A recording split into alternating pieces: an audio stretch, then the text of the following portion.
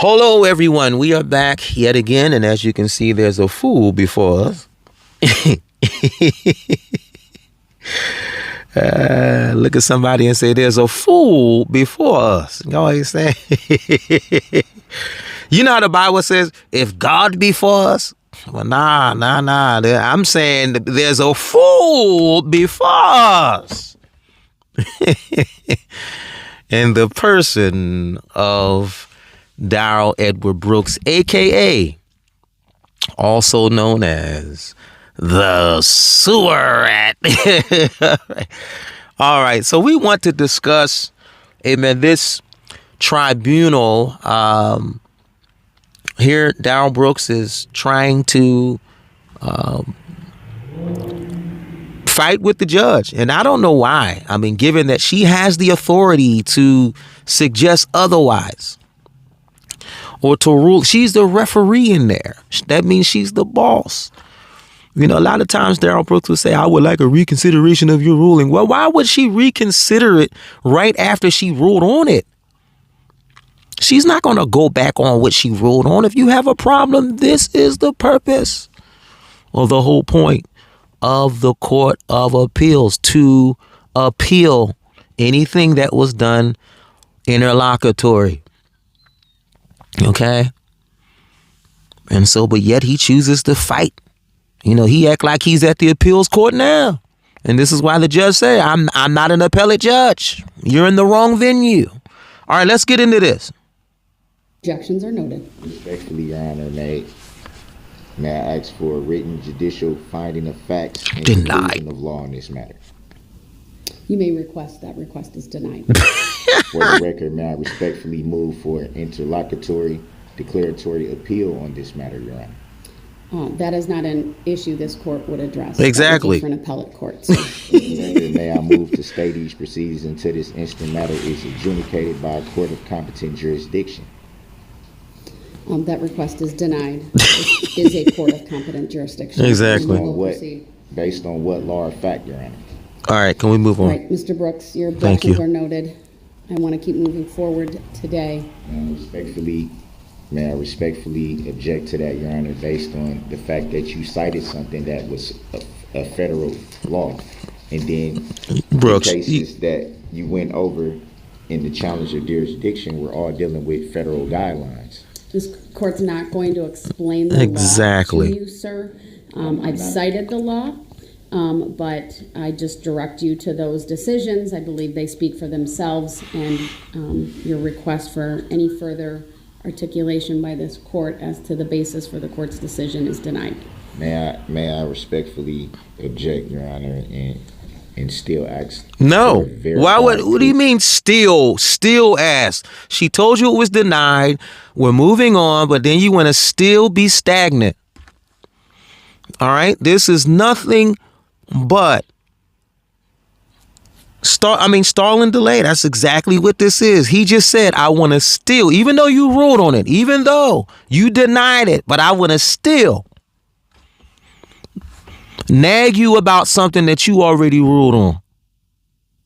She already told them this is not an appellate court. Everything he's saying, everything he wants to challenge her, he needs to be taking that and going to the appellate court with. So this is a waste of time. It's not going in his direction. And him keep asking her that or trying to be stagnant isn't going in his direction as well. So what is the whole point, Mr. Brooks? Let me ask you a question. Why did he continue asking all the witnesses the same line of questioning? Watch this, getting the same objection and getting the same overrule. What was the point?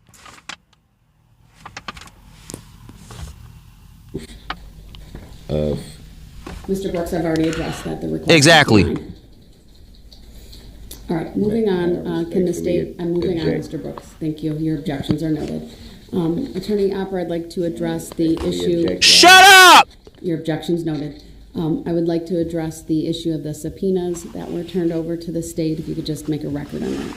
Yes, thank you. We have received the subpoenas that were provided by Mr. Brooks. I believe there were 12 in total. We are endeavoring to have all the individuals properly served, and we will assist in arranging their appearance here in the courtroom at the appropriate time, with the exception of that one individual who we believe has relocated to the state of Texas. There are no other concerns that the state has at this point in getting those subpoenas served and getting these people here. I do want to advise the court that one of the witnesses on Mr. Brooks' subpoena list does need a Spanish interpreter. And that also reminds me to update the court on our progress in that regard.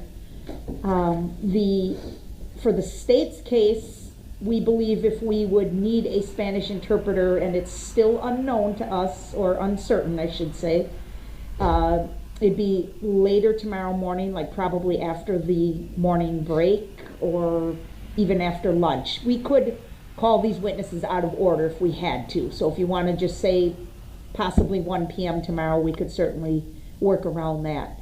And then when we get to Mr. Brooks' case, one of his witnesses will need an interpreter as well. We'll try and help the court keep track of that as well.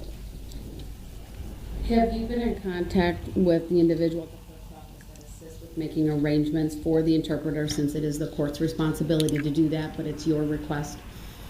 I know my assistant had spoken to someone in the clerk's office, I think it was last week. I don't know if there's been any recent contact, but I will ask her to do that today. Well, I know I saw one of our interpreters yesterday, and I don't know if that's because of those arrangements or not. And I don't see that person here today, but... Yeah, I saw him also. I think he just came in to observe for a while. Okay. Can you tell me the name of the witness for Mr. Brooks that needs an interpreter? Juan Marquez, M-A-R-Q-U-E-Z.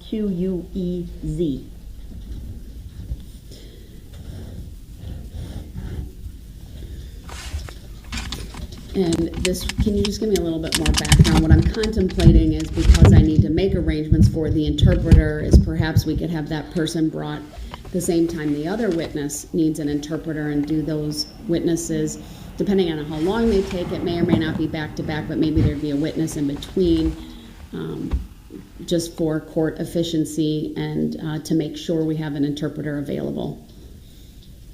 Yes, I understand, and we could potentially call him out of order. He is in the group with the same group that we would need Spanish interpreters for. That would be the Catholic community of Waukesha. So we're projecting to get to that testimony tomorrow morning for our case. As we sit here right now, Judge, we don't think we're going to need an interpreter, but we want to reserve that right should the need arise. That's right. That makes sense. In other words, it's better to have it than to need it, and you ain't got it. Come on, see, I like the state because they're covering their behind. Watch this. No different than Judge Darrell. All right. She covered the court's behind by what? Addressing the record, getting everything down. Just like when the state had offered or when Darrell Brooks was offered to wear civilian apparel or jail attire. You know, they put that on the record, letting the appellate court know that he was offered just in case he tries to go back later on, and by challenging that by saying, well, wait a minute, I wasn't offered nothing. They told me that I was supposed to only wear this, and no. They covered their behind just in case. It's better to need it. Or in this case, it's better to not need it and have it than to have it and not need it.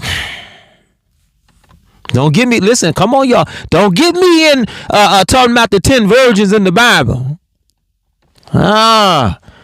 When there were 5 virgins that wasn't too smart, because they didn't have enough oil to put in their lamps. See? See, if they would have had a reserve, see, they may not have needed that reserve, but there may come a time where you're going to need it. And so it's better to have it than to need it, and then to need it and you ain't got it. Y'all ain't. Come on here. Sometimes you got to cover your behind. Look at your neighbor and say, you got to cover your ass. You got to cover yourself. And that's what the state did. They covered their behind. Just in case they may need it, they want to reserve their right of having that option available. Come on through here. Mr. Marquez was on our witness list. However, we had made a preliminary decision that we would not be calling him as a witness. So he's generally familiar with the court proceedings, and he knows he may be called to testify. So it would be tomorrow morning, and yes, maybe we just want to say 1 o'clock tomorrow afternoon. The interpreter's here for whatever witness needs them, and we call Mr. Marquez out of order. It wouldn't be a great switch for the jury because we'll already have been dealing with those facts tomorrow morning. When do you think you'll know whether you will need an interpreter? Is that for a witness or for someone in attendance? Yeah, no, it's after our first 2 witnesses as it relates to the Catholic community. We believe we can establish all the elements we need through those witnesses. But if for some reason we could not, then we would have to call some of the Spanish-speaking people. We would be prepared to go on with other witnesses, and then we may have to circle back if need be. But we understand we want to be efficient and we don't want to have downtime in the courtroom. So, all right, thank you. I'm contemplating, Mr. Brooks, that since the witness you want is part of that group and there's a possibility that they will need an interpreter, if that's the situation, then I'm going to require that Mr. Marquez be produced at that point for questioning. You'll be questioning him first since it would be your witness, but I want to make wise use of our resource as it relates to the interpreter. It can be challenging to schedule interpreters, especially on a last-minute basis. I know the clerk's office. If I could just jump in here, I like how the state was able to comprehensively lay out exactly how they plan to move forward in light of the dynamics that are happening. As Sue Opera stated, that she wanted to reserve her right, and just in case or in the light of needing that reserve in terms of the interpreter. And so I like how Judge Doro brilliantly says she would like to make use, but not only use, but intelligent use of that option, given that. And watch this. I want you all to listen to the response of Darrell Brooks versus how eloquently the state lays it out. All right. This is a stark contrast. This is an obvious starcast versus an attorney versus an idiot. Let's go in. Office has been working with the DA's office based upon the request that was received. The latest information I have, before I get back to you, Mr. Brooks, is that Kevin from the clerk's office has made a call, but it was not returned. So perhaps you can have your assistant, that was last week, follow up just to make sure we're all on the same page. Sure. Thank you. All right, Mr. Brooks, any questions about what I've advised you about Here we the go. interpreter? Does that change your decision? Watch at how all dumb to he call speaks. the witness? It doesn't change me wanting to call the witness, and I want to state for the record that I object to being called that name. I'm a living and breathing human being. I'm a living and breathing. So what is he saying? His name is inhumane. It's not a name. What is he saying? What does that mean? How does that make sense? I'm not called by that name. I don't, and I'm a living, breathing human being. How do we put that together? How do we make sense? What does that mean? What is the inference? What is the implication? What are you saying? Well, it's hard to try to indicate or make sense of a mind of an idiot. You can't, come on, touch a neighbor, say you cannot make sense when it comes to a mind of an idiot. Y'all ain't saying nothing. I do have questions though. You're well aware that once we went off the record yesterday, I stayed to complete all of the subpoenas. I'm aware. There were initially 13, and I believe I turned in 12 because the prosecution stated that maybe one of them had relocated, but there was just a little bit more clarification that I didn't have yesterday about that whole situation, if they relocated or how that would play into. See right there, I would not listen as referee, and she has. First of all, she's not even supposed to be telling them how to do anything. All right, you an attorney, you supposed to know all of that. It's not the court's responsibility. All right, and if I was the judge in this, I would not be even entertaining this for the sole purpose that he, vehemently. All right, because the only reason why I use the word vehemently, because he was ill-advised to not do this. All right, but he vehemently wanted to be a pro se defendant. Therefore, the court does not have any responsibility relative to giving him ascertainment as to how things work, or as to how to subpoena a witness.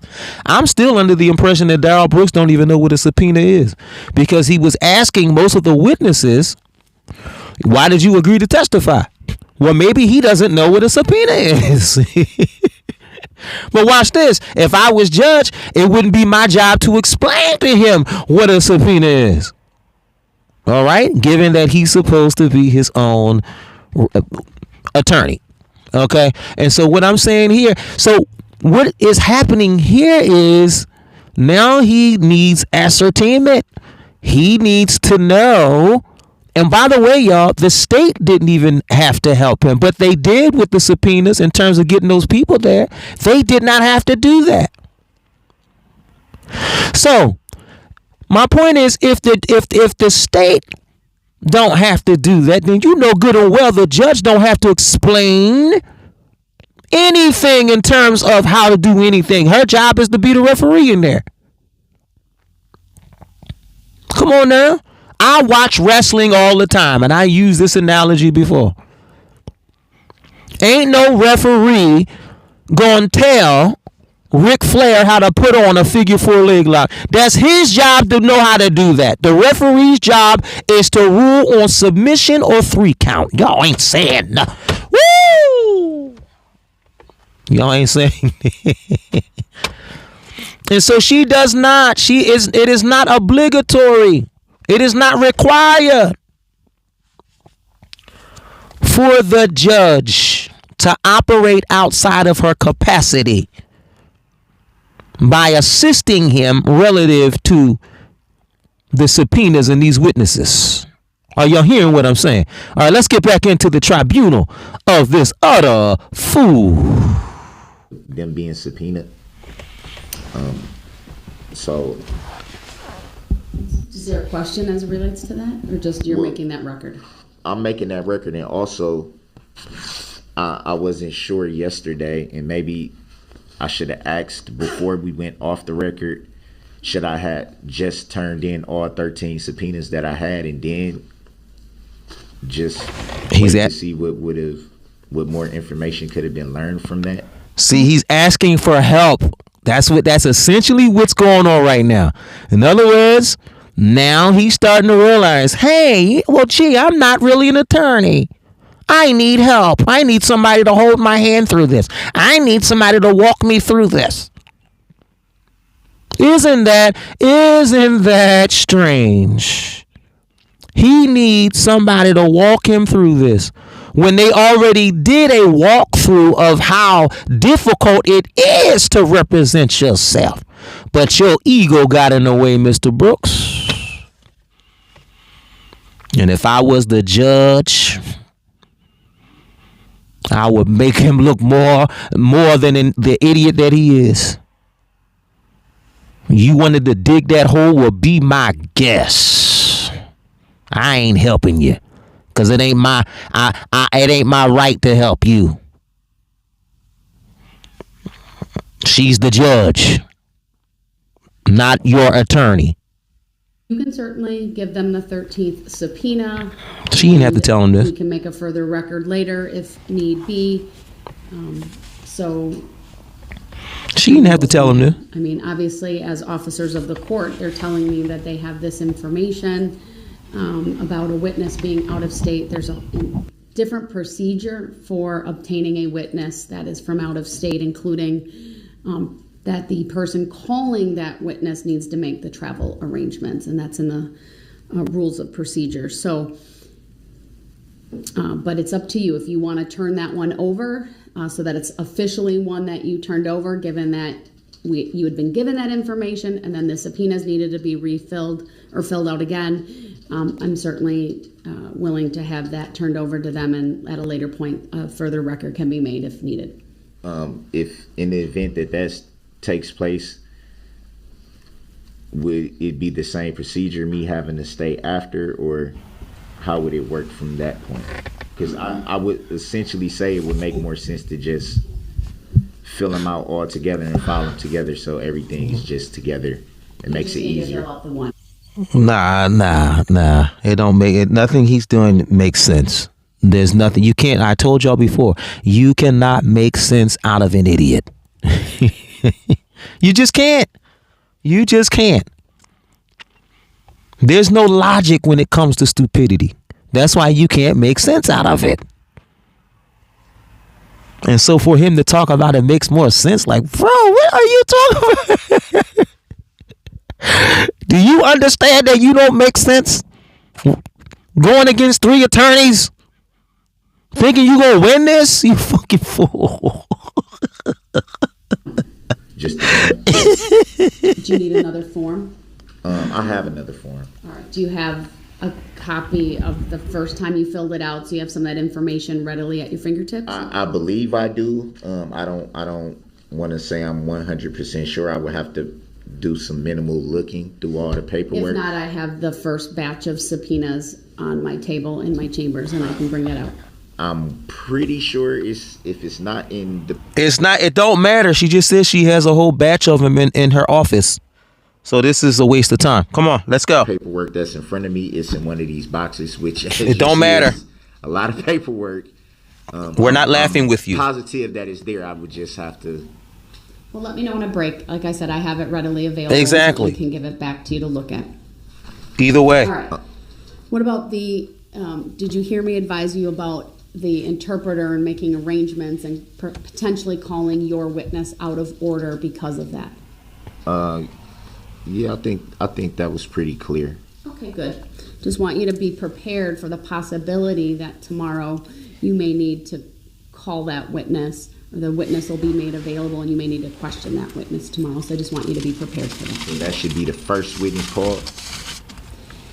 It would be out of order. It would still be during the state's case in chief. She is really helping him a lot. The interpreter here, because they need it, because they're not clear yet if they need that interpreter or not. If they use the interpreter and the interpreter's here, and then I'm going to also ask that they make arrangements to have Mr. Marquez available so that the interpreter, we can wisely use the interpreter resource and call those individuals, if not back to back, within short order of one another. Sometimes we have to give the interpreter a break and a rest. So that's why it might not be back to back, but in any event, you should be prepared potentially to question that witness. If they don't call... I wonder how much the interpreter got paid to do that, because he ain't doing that for free. You know, I mean, just like Attorney Perry, even though he no longer represented Darrell, but he got paid because he rendered the services in terms of writing up all the material. And you know, unfortunately, guess what? Unfortunately, guess who funded that? We did. We, the people, unfortunately paid for the defense of Darrell Brooks. Ain't that crazy? And we, the people, are paying his room and board where he is. Isn't that crazy? Yeah, I think the state of Wisconsin, they need to bring the death penalty back. So that way we can save money from supporting a sewer rat in his room in Board. The interpreter and the interpreter's not here and we haven't made arrangements, then I'm gonna work with my staff and the clerk's office to make sure we have an interpreter during your case. You'll just need to tell me where in the 12 you want to call that person so I can better schedule. In the 13. Well, you have 13, but one's an out of state, so I'm told. But all right, very good. All right, anything else from the state then? No, that was it for today, Your Honor. All right, Mr. Brooks, anything other than what we've already talked about? Yeah, I don't know if the clerk received 2 ICF forms that I submitted. I don't know if anything. I can check my electronic inbox. Let me just do that real quick and see if there's anything there. Well, one of the ICFs we just addressed, that would be the one that I filled out last night, coming back from the proceedings yesterday. We just addressed that. That was dealing with the subpoenas. Okay. All right. I don't see it. I'll make sure that my staff knows to look for it, and when we get it, it'll be uploaded, and then we can address it. Now, why was those ICF forms so important for Brooks that he had to keep addressing that throughout the entirety of this trial? And then when he kept asking her about it, she always told him that she is not in charge of the clerk of courts. All right? She's not, but yet he still bothered the judge about that, kept nagging her about that. Now, one of the things I do like about the ICF forms is the fact that that's telling us, at least that's giving us indication that he is an inmate, because that's what an ICF is, inmate communication form. So at least we know he's an inmate. All right, come on. At a break. The other one was dealing with asking for my court docket sheet. That's Monica. What do you mean by that, sir? I would like a certified copy of my court docket sheet. I need to know what you mean by that. Right. There's many documents in the record. Exactly. There are docket entries that are part of the electronic file. By the way, Monica Malpass is the name of Monica. Monica is the clerk of courts. All right. So every time he mentions ICFs, he and the information that he wants concerning that, he is talking to the wrong person. Judge Darrell is not in charge of the clerk of courts. All right. But I believe Darrell already knows that, but he's doing this irrespective of that because his purpose is to stall and delay, obviously. Here we go. Is the entire every court proceeding, is that part of the electronic file? What did you just say? No. I want the actual docket sheet from every court proceeding that I've had in dealing with this matter. Well, you'll have to address that to the clerk of court. Right. I did. Okay, so then that's why it didn't come to me and I wouldn't seen it. I'm not the custodian of the record. It's the clerk of court under the statute. So Was it received? I don't know. She but just I said can she's not the find out. custodian. And on a break, we can advise. I'll direct Teresa to find out from the clerk of court if she received that. But she'll respond in due course. It was addressed to Miss Monica Paz. Okay, that's our clerk For Monica of court. So that's Paz. good that you did Right. that. All right. I had the Anything last name else wrong. then? Other than what we've already talked about. Nice. Okay, very well. State. Then that should be the end of him bringing up this whole ICFs. And I don't even know what the importance was as to why he needed the actual cop. Was that supposed to be helping him in the defense of getting out of this? No. So why was that important to you? That's what I like to know. All right. Now we're getting ready to go. Excuse me. I'm talking way too fast. We're getting ready to go into the next phase of this tribunal. And I feel sorry. I think this is the mother of the little girl, Adelia. I believe it's her name, Adelia. This is really, really sad when she's questioned by the state. You can even see on the mother's face the fear in her voice. She just seems so afraid. And what's really troubling about this is the fact that when she was shown the exhibit, a lot of us forget that these witnesses that saw the video, they had to relive this trauma a year later, because this tribunal did not happen until a year post all of this, the tragedies. And so they had to relive all of that. And you can just see the look of anguish and on her face. She was able to identify herself even in that video clip. And so to see her in fear like that is something that I can understand. I can understand being in fear, having to relive all of that. And at one point, I believe that she was shown it again. And Darrell Brooks actually objected and said, what's the significance of showing the video again? Because, see, at that point, he already knew that he was damned. He didn't want the jury to see that again. He didn't want them to show. The witness was already in tears as she was watching it. And then to show it again, he knew how double, triple, quadruple damning that was for him. And I'm so glad the judge overruled it and allowed that video to take its course. All right, let's go into the next phase. We'll have its next witness then when we bring the jury out. Yes.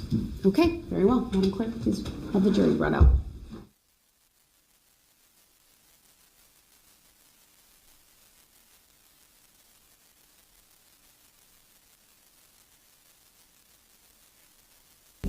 And as we are waiting for the jury, I'm surprised he's still sitting down. I'm actually surprised he's just quiet. He usually uses this opportunity to try to create a conflict between him and the judge in front of the jury to make the jury believe that there was something that was done wrong by the court against him. He does these little mind tactics, but I think he was a little too late. He showed his behind in front of those jurors. I don't believe there's any of those jurors that ever felt a scintilla of sympathy for this man. A scintilla. He didn't show any remorse relative to what he did. Wait a minute, I'm getting a CNN going across my phone. I thought I had this on Do Not Disturb. Lord have mercy. I hope nobody hit me up on a dating app. Y'all ain't saying nothing. But listen, y'all. No one felt any sympathy to him, and that reflected relative to those unanimous votes in light of those verdicts. That was an indication that we didn't feel any sympathy for you, even though you thought you could fight and play with our minds on sympathy. But that's not what we're here for. We as jurors are to deliberate on the facts, not on sympathy. Y'all ain't saying nothing. So he finally has. Now he's standing. And I really, really felt bad for this next witness. Here we go.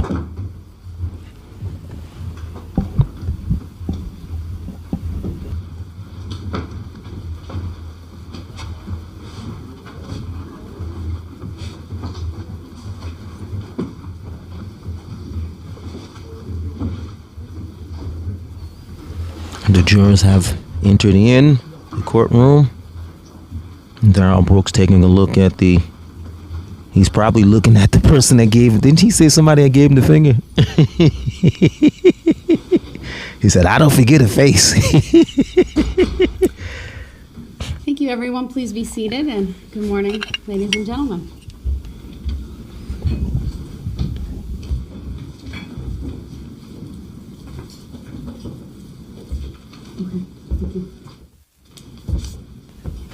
Darrell Brooks had a bird's eye view of the jurors coming in.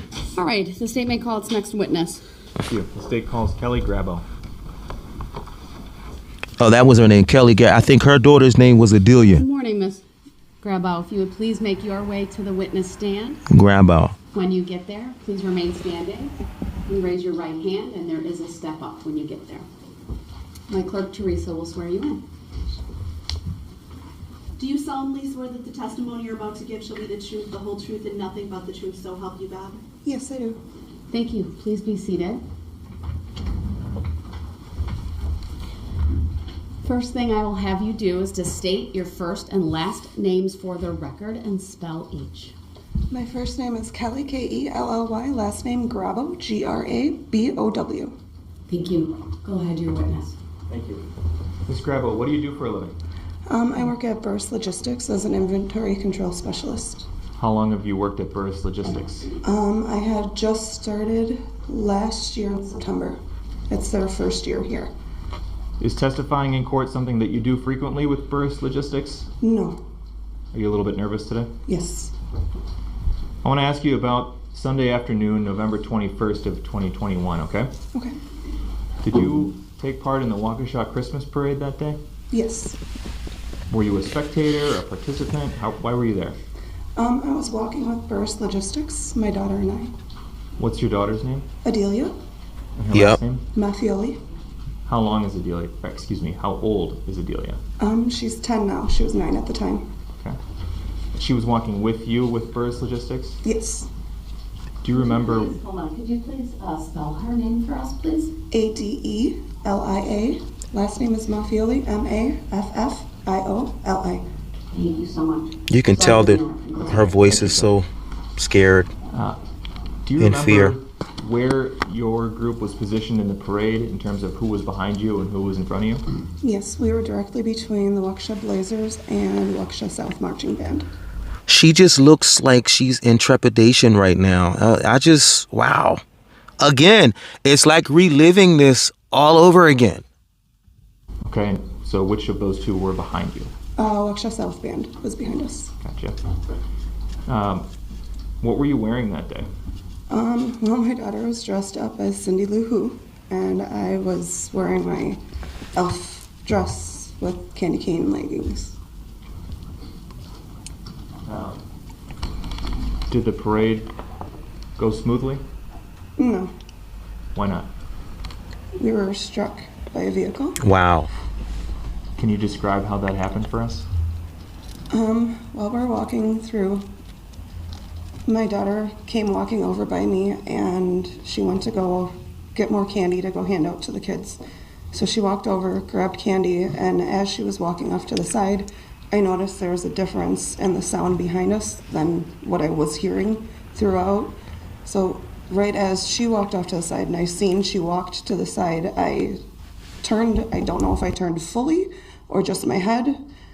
And as I turned, all I seen was the hood of a red vehicle. And I hit the red vehicle and rolled down to the side and landed directly between the Burris Logistics Oh my God. and the red vehicle, and I seen the tire go directly in front of my face.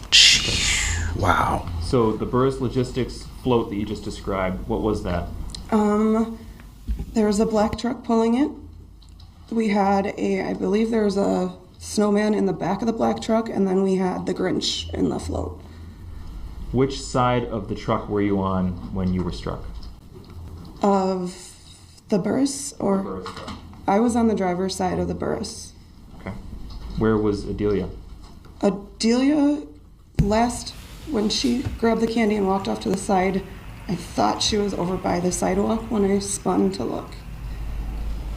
And what did you see when you spun? The red hood of the vehicle. Oh my God. When did you next see Adelia? After I realized what just happened, I jumped up and took off running to go find her. And I seen her in the middle of the road, which I don't know how she got to that position from where I seen her last. She was lying in the middle of the road, and there were some people around her trying to help her. Her shoes were down the road, as well as her glasses. Wow. Your Honor, Exhibit 22 has previously been received and published. I'd ask to publish that again for this witness. Permission granted.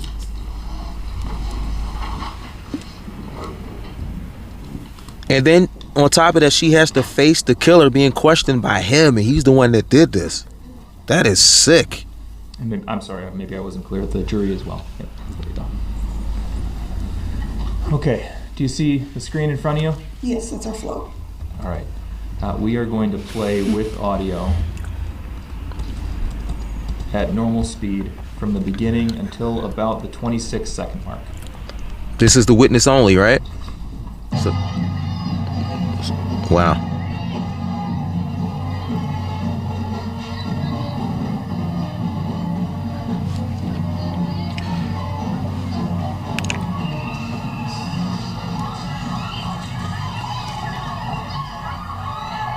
Listen to the screams. Wow. And there was such a cadence of that sound. And we paused at 27 seconds. Ms. Grabo, did you see yourself in that video? Yes, I did. What about Adelia? Did you see her? With the amount of people, I did not directly see her. Okay, let's go back to the beginning and turn the audio off. And let's go at about 50% speed. Objection was the relevance of showing the video to us. Exactly. They ain't got to tell you, ground. Shut the hell up.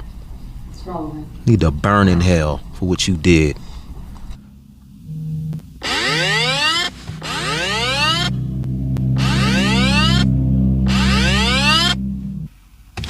I apologize about that. My alarm had went off. I had it set for the wrong time. So let's get back into this.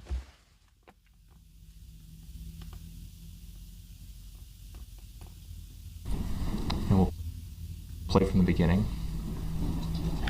See, Darrell doesn't want them to play this again because he knows how triple damning that is. By the way, is this published? I didn't hear if he said it was permission. And let's pause right there. If the jury is watching this, or is this just for the 3 witness? Seconds. Do you see yourself at this 3-second mark? Yes, I do. Just tell us where you are in the screen. We're directly in front of the black shirt banner. Adelia is wearing a red cape shawl That's her daughter. with checkered, black and white checkered leggings. It was really cold and windy that day. And then I have the candy cane dress on with my jacket and a hat and candy cane leggings. And what does it appear at this moment that you're doing with Adelia? Right here. Giving her more candy. Let's That's her daughter. resume.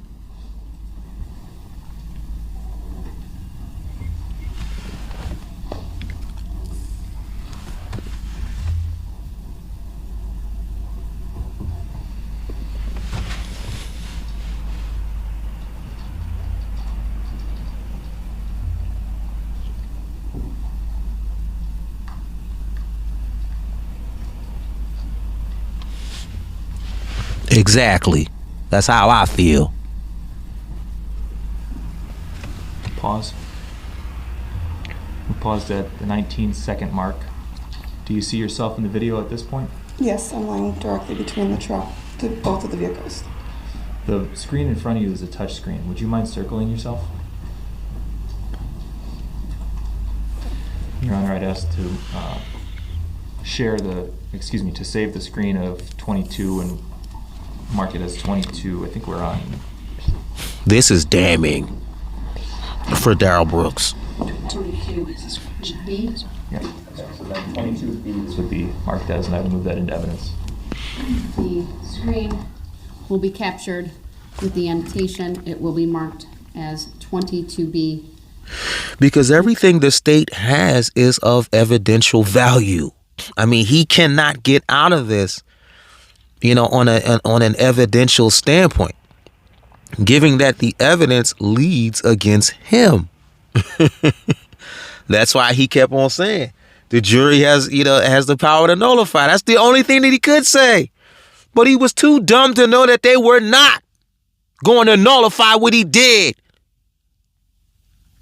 And I don't know, those of you that was watching this, I didn't pay full attention when Attorney Witchow had wanted to show this video. I don't know if it was published for the jury by the judge, or is this just to the witness? I don't know. I got to rewatch it, but I hope it was. I hope the jurors see it. Maybe that's why he objected to why. What was the relevance in terms of watching the video again? Because he knew it was double, triple damning for him. He know. Look at his face. He know. Will be received. Let's resume at that point. You know it's over.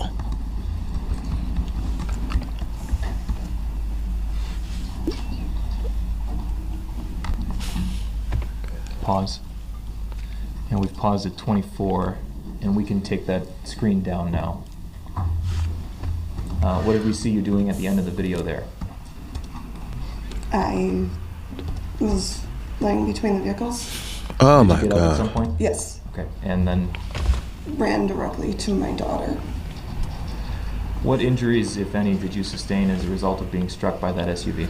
I think there's like ligament damage in my knee as well as my hand. Wow. I did have some bruising and some road rash on my knees.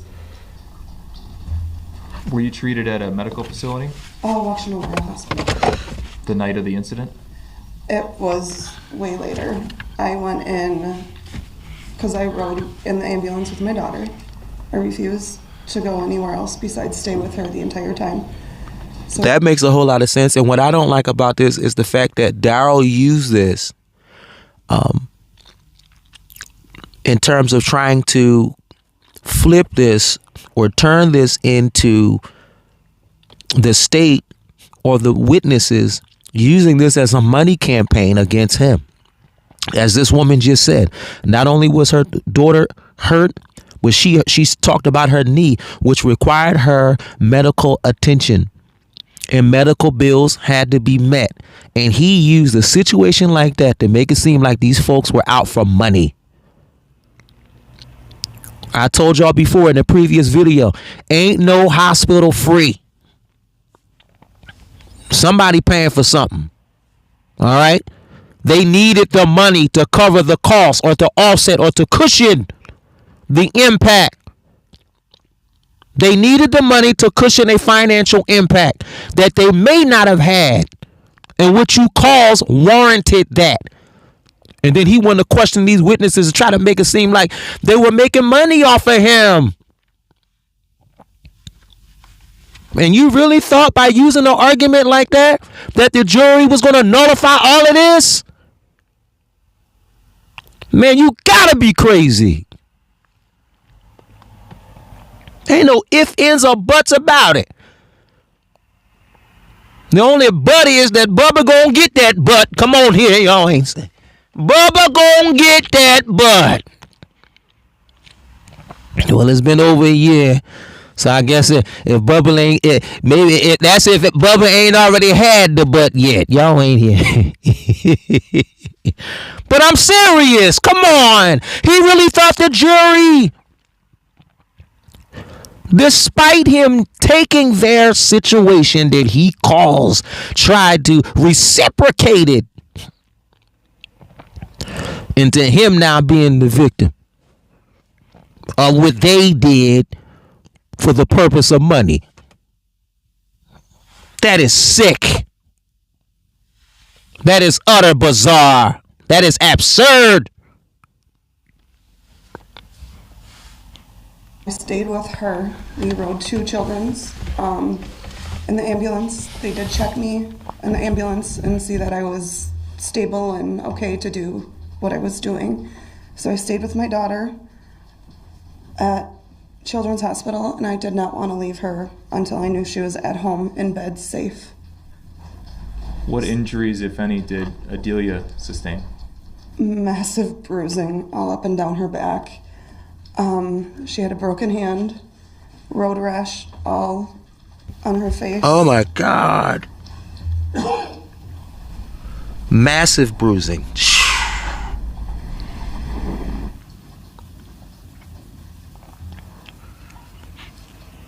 All the questions I have. Thank you. Wow. All right, thank you. What can he possibly ask Would you her? cross for this witness? Yes.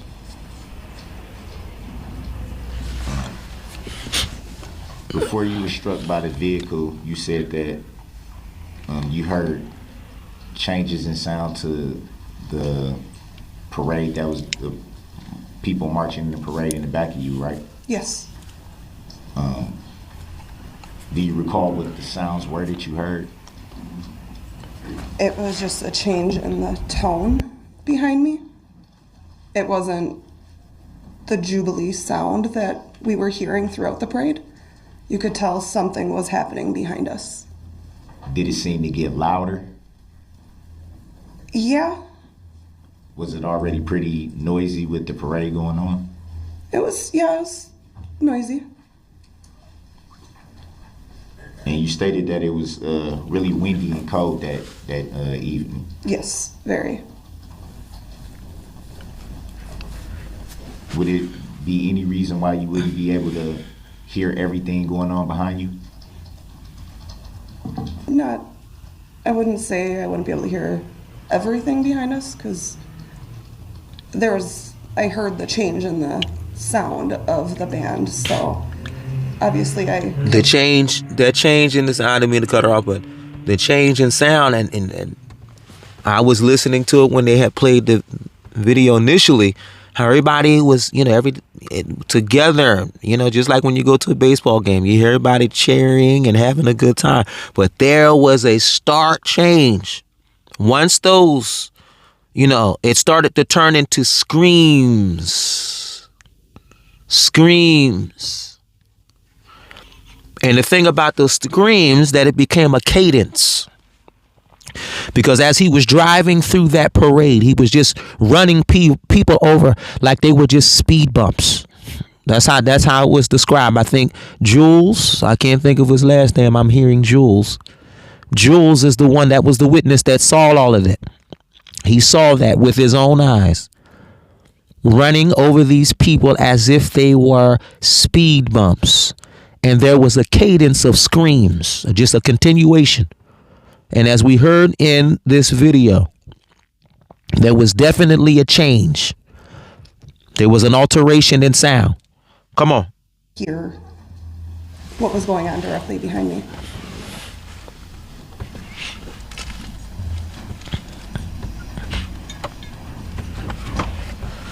The vehicle that struck you, do you recall seeing a driver?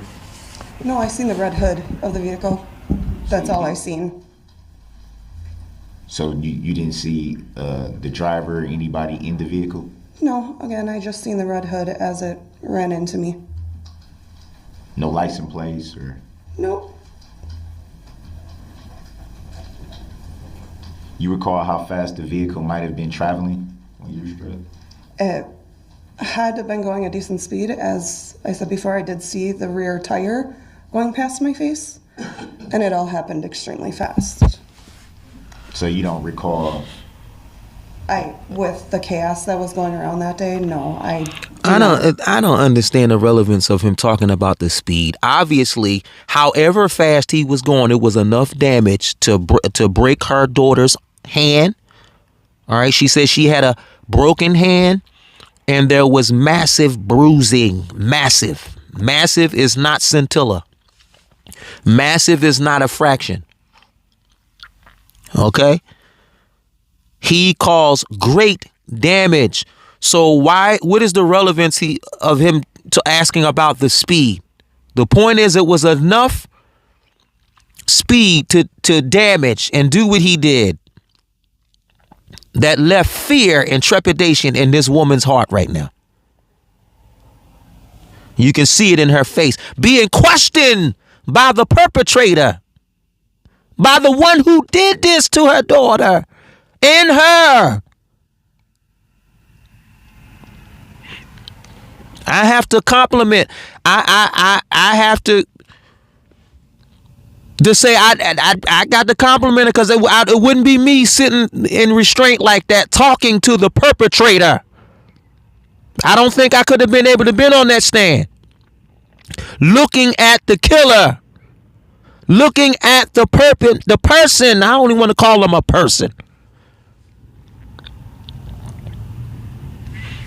I don't even want to call him an animal. He's lower. He's disgusting. He is disgusting. She's looking at something. She's being questioned by something disgusting.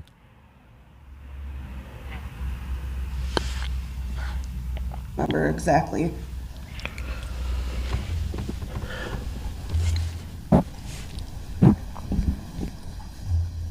And you stated that after you were struck, you got up and ran to your daughter, correct? Yes. And you were able to do that with your leg injury? Yes. I guess that would be the adrenaline going through your body at that moment in time. It did give me the strength. So what is he trying to question her credibility? Like, oh, you got a leg injury, so how can you get up to try to, right? I mean, is that the implication? Is that what he's inferring? Is that the inference? And he doesn't think the jury is probably thinking the way I'm thinking right now? He doesn't think the jury knows what he's doing, trying to make it seem like what she's saying is incredible because she said that she had an injury, and think that they're going to rule in his favor? To run to my daughter.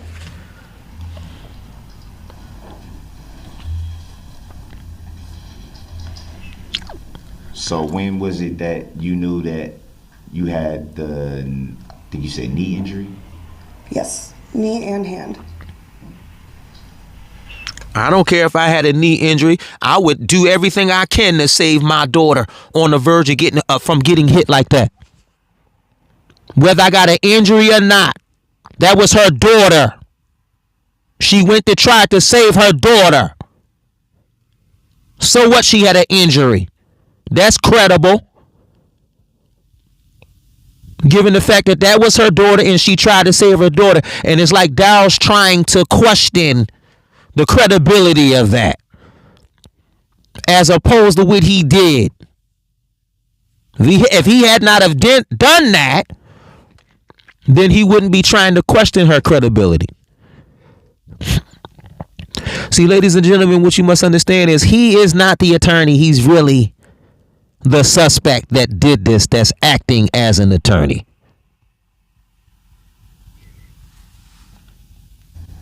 When did that pain in your leg set in? It was immediately. But you were still able to get up and run? Yeah. He's trying to belittle that. He's trying to hamstring Do you that. recall how long before you received medical treatment? We were there for quite a while. I think we were one of the last ones to leave in the ambulance as I sat with my daughter at Children's Hospital.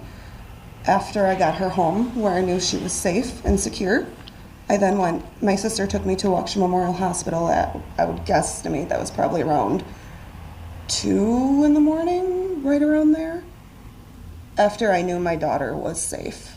So it's fair to say that you waited a little bit before you tended to yourself? I attended to my daughter prior to myself to make sure my daughter was safe, yes. I can't believe she's this calm talking How to long me. you retreated? I'd probably say about 2 hours I was at the hospital. They give you any? Like I mean, I know she's in trepidation, but she just like seemed like she just having a whole conversation with somebody that tried to kill her and her daughter. Like just sitting calmly. I would, oh my God, if that was me, I would be whooping his. I'm sorry, y'all. Let me get off of here. We're going to do part 2 of this. We've already been on for an hour. Child, I'm hungry, y'all. I got to get me something to eat. Listen, I hope everybody has been enjoying, amen, the holidays. I know today is Christmas. This was actually recorded on the 25th day of December, and it will be uploaded either tonight or on tomorrow.